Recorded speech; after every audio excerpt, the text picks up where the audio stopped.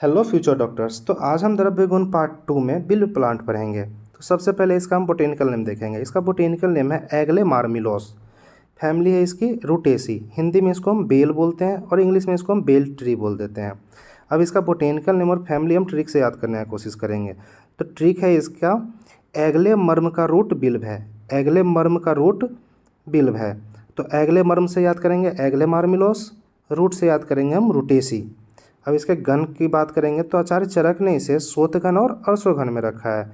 सुश्रुत ने इसे वरुण आदि और बृहत पंचमूल में रखा है। अब इसको ट्रिक से याद करेंगे तो बिल्व का आस, ब से हम बृहत पंचमूल याद कर लेंगे, व से हम याद करेंगे वरुण आदि, अ से याद करेंगे अर्शोघन और स से याद करेंगे श्वेतघन।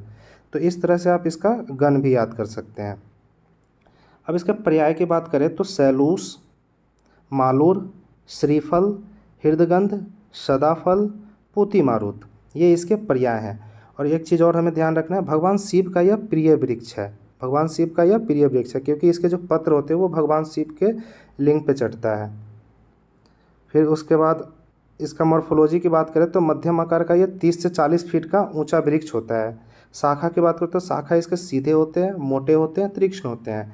पत्र इसके संयुक्त अवस्था में होते हैं, त्रिपत्रक होते हैं, मतलब 3 पत्र एक साथ होंगे और गंध युक्त होंगे।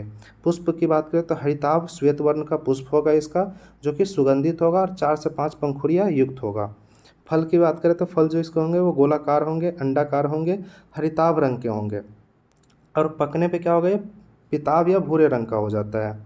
फिर इसके बीज की बात करें तो 10 से 15 के समूह में बीज पाए जाते हैं, जो कि छोटे होते हैं, श्वेत वर्ण के होते हैं और रोम युक्त होते हैं।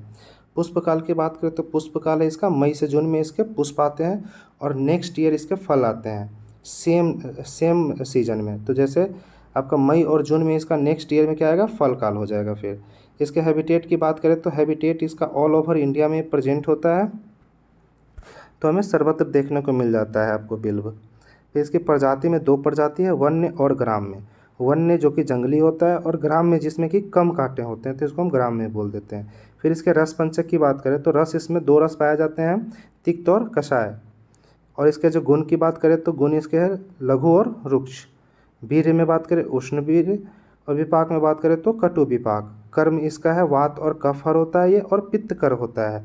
दीपन का काम करेगा, पाचन का, और प्रमेह रोग में ये काम करेगा।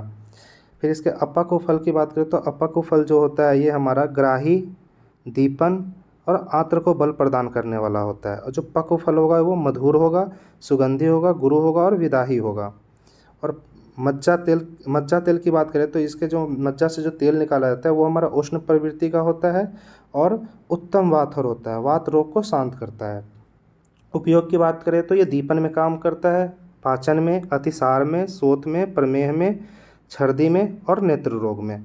अब आमिक प्रयोग इसका देखेंगे। तो आमिक प्रयोग है इसका, बिल्व मूल को सुखाकर क्वाथ बना ले, अर्श रोगी को क्वाथ में बैठने से सूल में लाभ।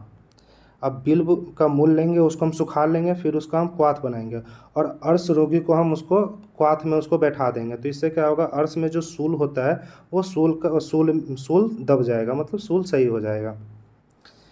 बिल्व पत्र स्वरस सर्व शरीर पर लगाने से पसीना से उत्पन्न दुर्गंध दूर हो जाते हैं। अब बिल्व पत्र का स्वरस निकाल लेंगे और सर्व शरीर पर पूरा लेप लगा लेंगे, तो जो भी हमारा पसीना से गंध आती है वो हमारा दूर हो जाएगा।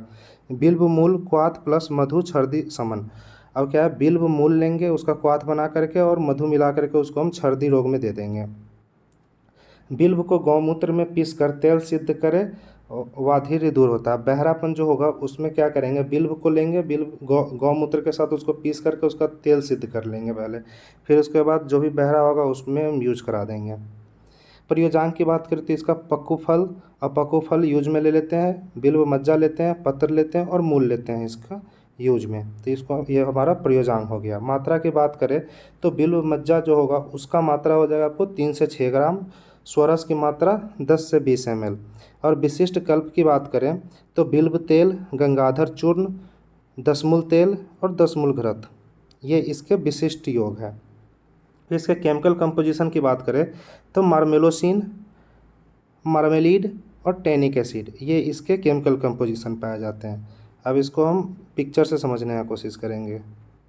तो ये हमारा आप देख सकते हैं, ये बिल्व का ट्री है जो कि 30 से 40 फीट का होगा। इसमें ये फल आपको दिख रहे हैं, हरे हरे पत्र है।